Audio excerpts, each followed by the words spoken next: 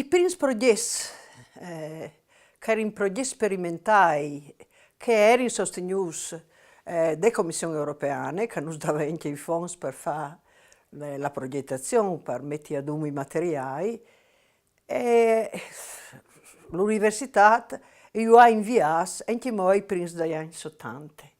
Ed in che volte la didattica delle lingue moderne, la cattedra di didattica delle lingue moderne, ha attaccato a mettere ad uso dai impresti e dai materiali per formazione degli insegnanti e per inviare le attività alle scuole.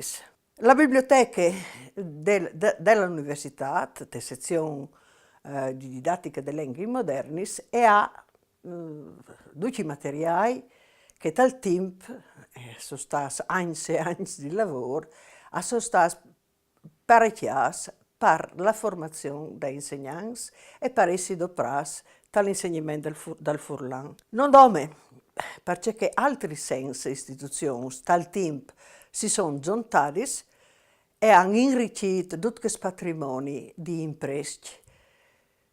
Per esempio, il Consorzio Universitario del Friuli ha preparato un gruppo di materiali, ma quando è nato l'Osservatorio di Lingue Furlane, anche dal 96, la prima legge di tutela del Furlan, ha inviato ricerche e mettuto ad uso materiali per l'insegnamento del Furlan. E l'Arlef l'ha davanti a metti ad a pubblicare e a mandare a scuole un evore di materiali.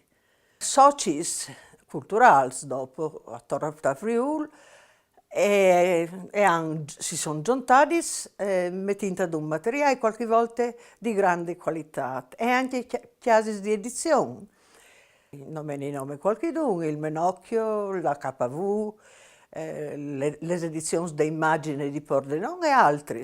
A mi pare di dover mettere in evidenza l'importanza di aver voltato per Furlan due documenti di fondo che il Consiglio dell'Europa dagli anni 70, il livello SOIAR, threshold level si dice in inglese, ha pubblicato negli anni 70 come fonti nuove e innovative di programmare l'insegnamento di una lingua. E noi lo abbiamo voltato per Furlan e a lei a disposizione, lo abbiamo distribuito alle scuole e lo abbiamo doprato in tutti i corsi di formazione dall'università.